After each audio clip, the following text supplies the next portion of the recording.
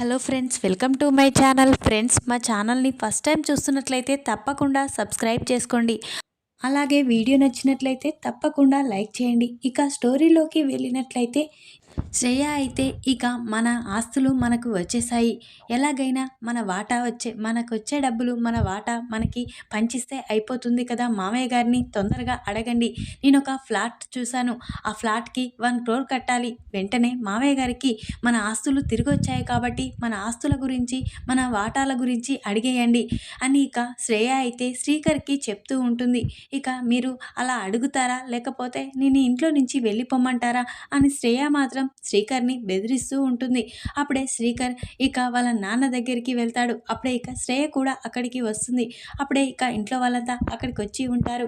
అప్పుడే రాజేంద్ర ప్రసాద్ని, నాన్న నేను ఒకటి అడుగుతున్నాను, మీరు తప్పకుండా అది కాదనకూడదు అని ఇక శ్రీకర్ అనగానే, ఏంట్రా అని ఇక రాజేందర్ అంటూ ఉంటాడు. అప్పుడే ఇక నాన్న, మన ఆస్తులు మనకి తిరిగి వచ్చాయి కాబట్టి మా వాటా మాకు ఇచ్చేయండి, మేము ఒక దగ్గర ఫ్లాట్ కొన్నాము, ఇప్పుడు ఆ ఫ్లాట్కి 1 crore కట్టాలి కాబట్టి మాకు డబ్బులు ఇచ్చేయండి అని ఇక శ్రీకర్ అనగానే, ఇక రాజేంద్ర ప్రసాద్ అయితే ఇక ఈ వాటా నువ్వు అడుగుతున్నావు కానీ నేను ఎలా ఇవ్వగలను, ఇప్పుడు ఎవరికి ఏ ఆస్తులు పంపకాలు జరగవు అని రాజేందర్ అనగానే, ఏంటి నాన్న ఏం మాట్లాడుతున్నారు, మీరు ఇంత వయసు వచ్చినా ఇంకా కొడుకులకి వాటా ఇవ్వకుండా ఎలా ఉంటారు, అయినా మీకు ఇంకా డబ్బు పిచ్చి పోలేదనుకుంటా, అయినా ఇప్పుడు మేము పెరిగి పెద్దయ్యాము, మా బిజినెస్ మేము చేసుకోవాలి కాబట్టి మా ఆస్తులు మాకు కావాలి, మాకు ఎవరికి వాళ్ళకి పంచి ఇవ్వండి అని ఇక అంటూ ఉంటాడు శ్రీకర్ అయితే.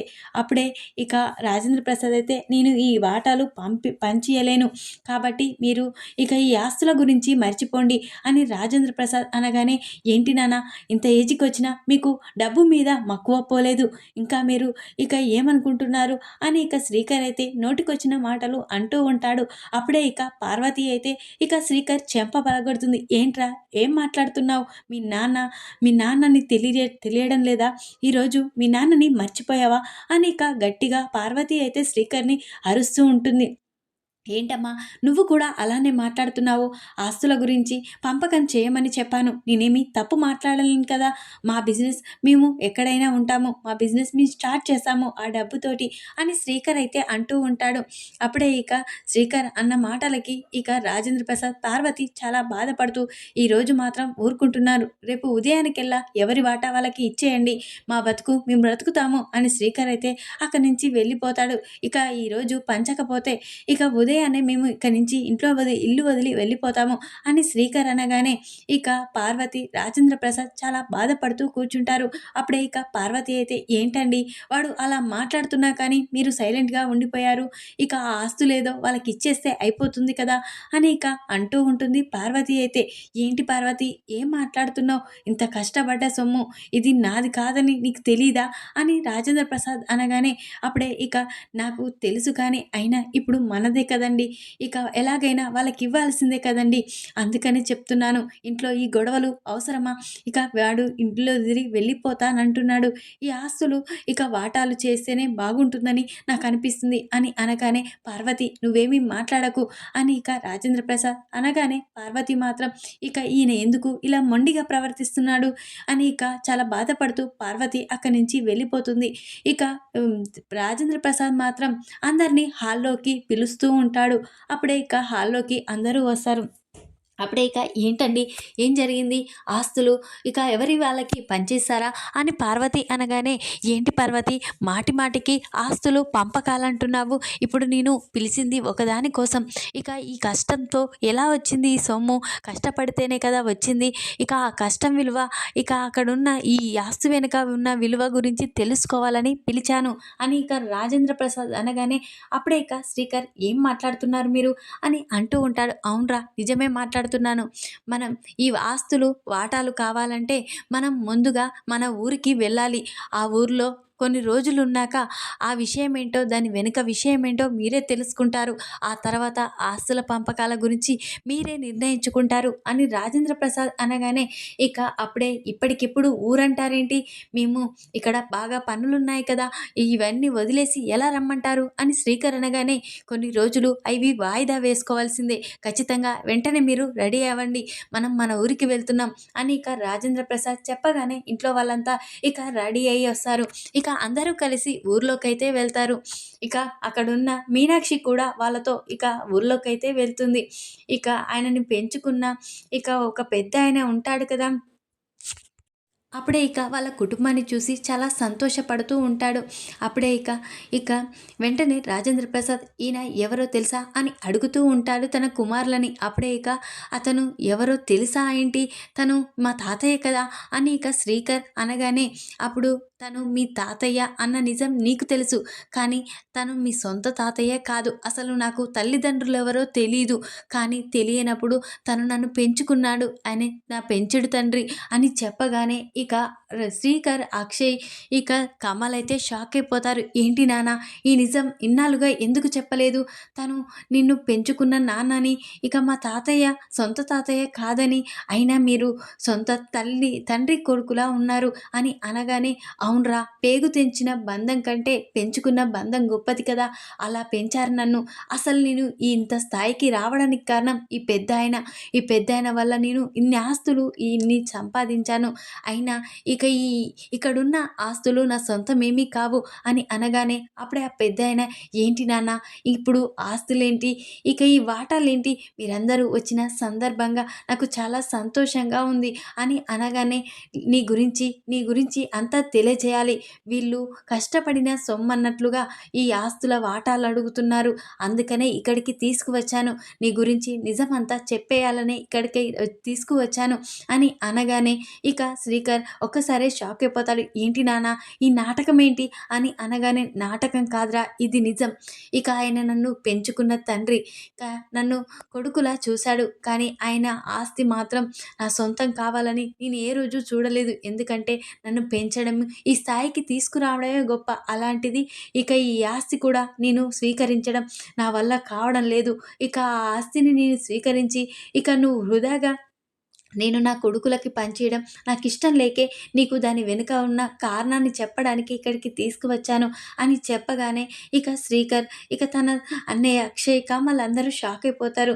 అప్పుడే ఇక అవని, ఏంటి మామయ్య ఏం మాట్లాడుతున్నారు అని అనగానే, అవునమ్మా, అసలు నన్ను ఈ పెద్దాయన నన్ను పెంచాడు. కన్న కొడుకులా పెంచాడు. నాకు తల్లిదండ్రులు ఎవరో తెలియని రోజు నన్ను గొప్పగా సాదాడు. నన్ను ఈ చదువులు చదివించి నన్ను ఈ స్థాయికి తీసుకువచ్చాడు. కానీ తన ఆస్తిని కూడా నేను తీసుకోవడం తప్పు కదమ్మా అని అనగానే, అప్పుడే ఇక వెంటనే ఆ పెద్దాయన, ఏంటి నాన్న ఇక ఆ ఆస్తి మొత్తం నీకు కాకపోతే ఇంకెవరికి అవుతుంది అని అంటూ ఉంటాడు. లేదు, నాకు కాదు, నీ కూతురు ఉంది కదా, నీ కూతురికి అవుతుంది. ఇక నీకు కూతురుందని, తను ప్రేమించి పెళ్లి చేసుకుందని, ఇక ఎప్పటికీ నాకు దగ్గరికి రాదేమో అని నువ్వు ఆ ఆస్తిని నాకు ఇస్తాననుకుంటున్నావు. కానీ నీ కూతురు ఎప్పటికైనా నీ దగ్గరికి ఖచ్చితంగా వస్తుంది. తను రావాలని నేను కోరుకుంటున్నాను. అందుకే నీ ఆస్తిని నేను స్వీకరించలేకపోతున్నాను. ఎందుకంటే నా చెల్లెలుంది. నా చెల్లెలికే ఈ ఆస్తి పోతుంది. ఇక నా చెల్లెలి కంటే ఎక్కువగా నన్నే చూసుకున్నావు. ఆ చూసుకోవడమే నాకు పెద్ద ఆస్తి. ఇక నీ నుండి వచ్చే ఆస్తి నా చెల్లెలికి మాత్రమే చెందాలి అని ఇక అంటూ ఉంటాడు. ఇక రాజేంద్ర అయితే అప్పుడే ఆ పెద్దాయన, నా కూతురు ఏ రోజుకు వస్తుందో, తను ఏ రోజు ఆ ప్రేమ విలువ తెలుసుకొని వస్తుందో, అతను మంచివాడు కాదని మరీ మరీ చెప్పాను. అయినా నా కూతురు వినలేదు. కానీ వెళ్ళిపోయింది. ఏ రోజుకైనా ఒకరోజు వస్తుందేమో అని కలలు కంటూ ఉన్నాను. కానీ తను మాత్రం నాకు కనిపించకుండా పోయింది. ఇక ఎప్పుడొస్తుందో ఏమో అని ఇక రాజేంద్రకైతే ఆ పెద్దాయన చెప్తూ ఉంటాడు. అప్పుడే ఇక అవని, అమ్మ ఏంటమ్మా అక్కడే ఉన్నావు, లోపలికి రా అని అవని వాళ్ళ అమ్మని మీనాక్షిని పిలుస్తూ ఉంటుంది. అప్పుడే ఇక మీనాక్షి లోపలికి రాగానే, ఇక అక్కడున్న పెద్దాయన ఒక్కసారే షాక్ అయిపోతాడు. అమ్మ మీనాక్షి అని అంటూ ఉంటాడు. అప్పుడే అవని, ఏంటి తాతయ్య మీకు మా అమ్మ తెలుసా అని అనగానే, ఏంటమ్మా మీ అమ్మ తెలియడం ఏంటి? అసలు మీ అమ్మ ఇక నా కన్న కూతురు ఇప్పటి వరకు ప్రేమించి పెళ్లి చేసుకొని నన్ను కాదని వెళ్ళిపోయిందే. తనే, ఇక తనే నా కూతురు అని చెప్పగానే రాజేంద్ర ప్రసాద్ ఒక్కసారే షాక్ అయిపోతాడు. కావాలంటే నా దగ్గర ఫోటో ఉందమ్మా చూడు నా కూతురిది అని ఇక ఆ పెద్దాయన ఇక ఆ ఫోటోనైతే చూపిస్తాడు. అప్పుడే ఇక రాజేంద్ర ప్రసాద్ ఆ ఫోటోని చూసి ఒక్కసారే షాక్ అయిపోతాడు. అంటే మీనాక్షి నా చెల్లెలు, అంటే మీనాక్షి నీ కూతురు అని ఇక అంటూ ఉంటాడు. అవును బాబు, ఇక ఇన్నాళ్ళుగా నా కూతురు నన్ను కాదని వెళ్ళిపోయిందని చెప్పాను కదా! తనే అని అనగానే మీనాక్షి కూడా వాళ్ళ నాన్నని చూసి వెంటనే హగ్ చేసుకుంటుంది. నాన్న నన్ను క్షమించు. నిన్ను కాదని నేను ప్రేమించి పెళ్లి చేసుకున్నాను. నా తప్పు నేను తెలుసుకున్నాను. ఇక పెళ్లి చేసుకున్న కానుండి నేను నా భర్తతో ఏ రోజు నేను లేను.